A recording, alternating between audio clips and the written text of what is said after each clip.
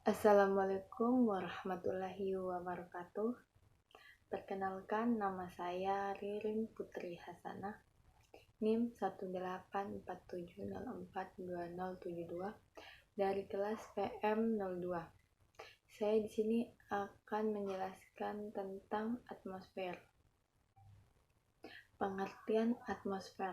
Atmosfer itu berasal dari bahasa Yunani, yaitu atmos yang berarti uap air atau gas, serta psaephaira yang berarti selimut. Jadi, atmosfer tersebut dapat diartikan ialah sebagai lapisan gas yang menyelimuti suatu planet termasuk juga bumi.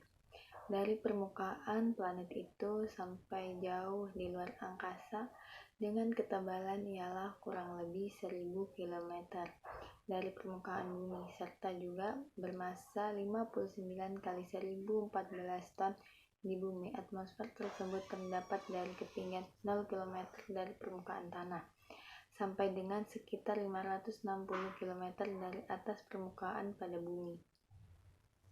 Fungsi atmosfer bagi bumi dan kehidupan. Fungsi dari atmosfer adalah untuk melindungi keempat unsur gas oleh gravitasi bumi dan mempertahankan serta melindungi dari seruangan luar. Komposisi dari keempat unsur tersebut ialah nitrogen sebesar 78%, oksigen sebesar 21%, karbon dioksida sebesar 0,03% dan argon sebesar 0,9%. Fungsi dari lapisan atmosfer yaitu pelindung bumi, 2. Penyeimbang keadaan di dalam dan di luar bumi. Yang ketiga, mengurangi rasa panas yang diberikan langsung oleh cahaya matahari. Yang keempat, melindungi bumi dari serangan meteor atau benda-benda luar angkasa. Yang kelima, menjaga agar gravitasi bumi tetap stabil.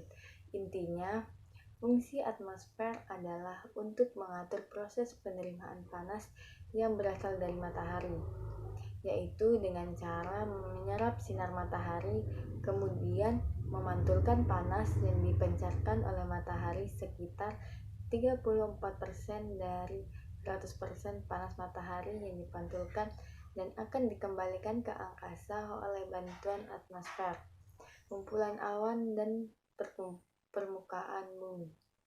Selanjutnya, pengenalan efek rumah kaca merupakan proses pemanasan permukaan suatu benda langit, terutama planet atau satelit, yang disebabkan oleh komposisi dan keadaan atmosfernya.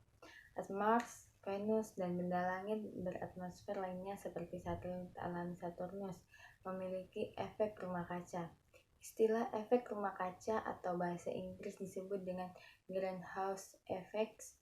Ini dulu berasal dari pengalaman para petani yang tinggal di daerah beriklim sedang yang memanfaatkan rumah kaca untuk menanam sayur mayur dan juga bunga-bungahan. Efek rumah kaca merupakan istilah yang digunakan untuk menggambarkan bumi memiliki efek seperti rumah kaca di atas, di mana panas matahari terperangkap oleh atmosfer bumi. Nah, selanjutnya mekanisme terjadinya efek rumah kaca. Seperti yang telah dijelaskan sebelumnya, bahwa efek rumah kaca ini sebenarnya bermanfaat bagi kelangsungan hidup makhluk di bumi. Proses terjadinya efek rumah kaca pun berlangsung secara alami dengan bantuan sinar matahari.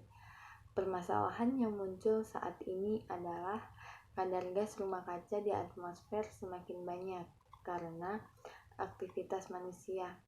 Hal ini memicu semakin banyaknya sinar inframerah yang terperangkap di dalamnya. Akibatnya muncul dampak merugikan yang bisa mengancam kehidupan makhluk di bumi.